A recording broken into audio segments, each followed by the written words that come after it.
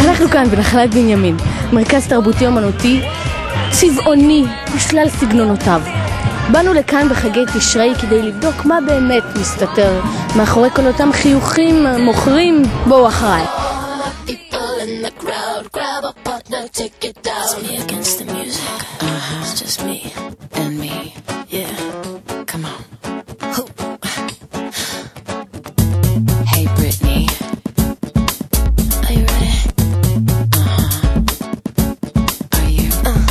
אם הייתה לך אפשרות עכשיו, בנית סוכה, הכל טוב ויפה, להכניס איזשהו סלבריטי מהארץ, לא מהארץ, לתוך הסוכה, להזמין אותו לאושפיזין, מי היית חושב שהיית מכניס אותו לסוכה?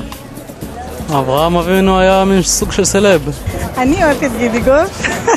לא יודע, הוא נראה לי טיפוס מעניין ולא הכרתי אותו. סלב שפה אני מכיר. גידי גוב, נו, ברור. מה יש לכולם מגידי גוב?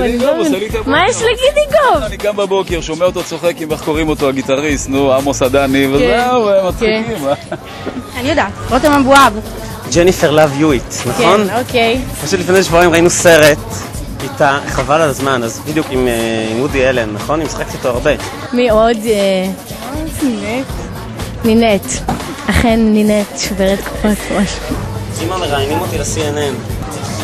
אני לא יודע, הגיעו לכאן ל-CNN, רוצים מה לעשות זה? כתבה על פיגועים. נדם, זה רק בישראל קורה. פעם בנית סוכה באבן? סוכה מאבן? כן.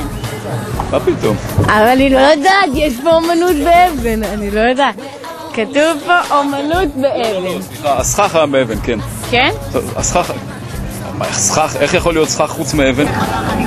איך הלך היום? היה בסדר, היו המון אנשים, המון נודניקים, 3 שעות ראשונות היה קשה, אחרי זה התחילו לקנות, ובסך הכל סגרתי יומית סבירה.